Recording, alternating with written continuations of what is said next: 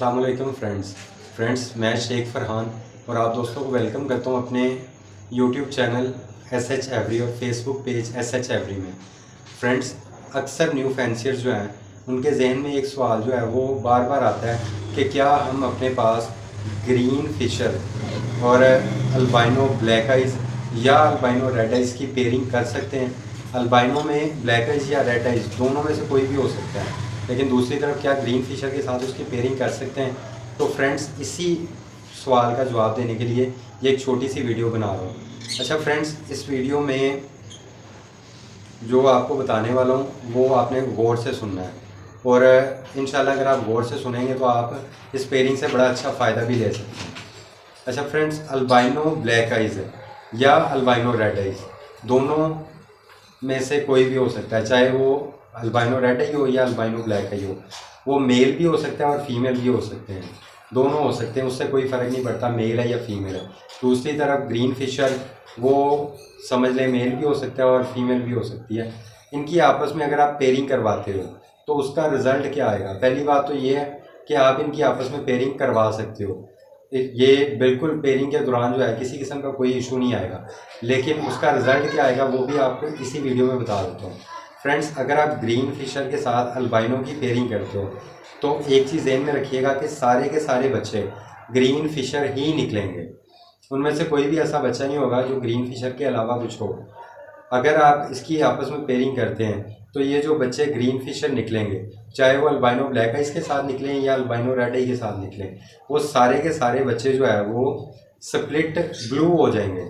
Green Fisher तो होंगे लेकिन वो स्प्लिट ब्लू होंगे। स्प्लिट ब्लू का मतलब है कि उनके अंदर ब्लू बर्ड का या अल्बाइनो का जीन्स मौजूद होगा, लेकिन वो ज़ाहरी तौर पे जो है वो नज़र वो सिर्फ और सिर्फ ग्रीन फिशर ही आ रहे होंगे। तो फ्रेंड्स, अब ये जो बच्चे निकले हैं जो ग्रीन फिशर स्प्लिट ब्लू हैं, इनको जब हम दोबारा आपस में पेयरिंग करेंगे, आपस में पेयरिंग वैसे करनी नहीं चाहिए लेकिन एक समझाने के लिए कह रहा हूँ, आपस में पेयरिंग करेंगे या किसी दूसरे अल्बाइनो के साथ पेयरिंग करते हैं तो दोबारा पेयरिंग करने के दौरान अब जो बच्चे निकलना शुरू होंगे उनमें से अल्बाइनो ब्लैक आइज़ या अगर आपने बैक एंड पे अल्बाइनो रेड आई यूज़ किया था तो वो दोनों में से कुछ भी निकलना शुरू हो सकता है। यानी नेक्स्ट पेयरिंग में बच्चों की जब हम दोबारा अल्बाइनो के साथ पेयरिंग करते हैं तो उसमें से जो है वो अल्बाइनो बच्चे भी निकलना शुरू हो जाएंगे और ग्रीन फिशर भी निकलना शुरू हो जाएंगे, और वो दोबारा जो भी बच्चे निकलेंगे वो भी अगर ग्रीन फिशर होंगे तो वो भी स्प्लिट ब्लू होंगे। ये आपने जहन में रखना है। अब इसमें मैं नेक्स्ट किसी वीडियो में आपको अलग अलग करके समझा दूंगा कि अल्बाइनो ब्लैक आइज़ को अगर ग्रीन फिशर से लगाएं तो उसमें से ब्लैक आई लाने के लिए हमने क्या तरीका अपनाना है, और अल्बाइनो रेड आई को अगर ग्रीन फिशर के साथ लगाते हैं तो उसमें से अल्बाइनो रेड आई लाने के लिए कौन सा तरीका अपनाना है, ये आगे किसी नेक्स्ट वीडियो में आपको तफसील से समझा दूंगा। अगर आज की वीडियो आपको अच्छी लगी है तो इसे लाजमी लाइक कीजिएगा और चैनल को भी लाजमी सब्सक्राइब कीजिएगा।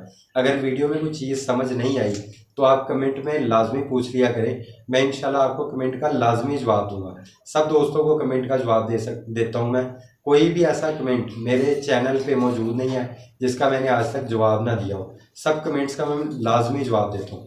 आपने भी अगर किसी भी किस्म का बर्ड से रिलेटेड क्वेश्चन करना है तो आप कमेंट्स में पूछ सकते हैं।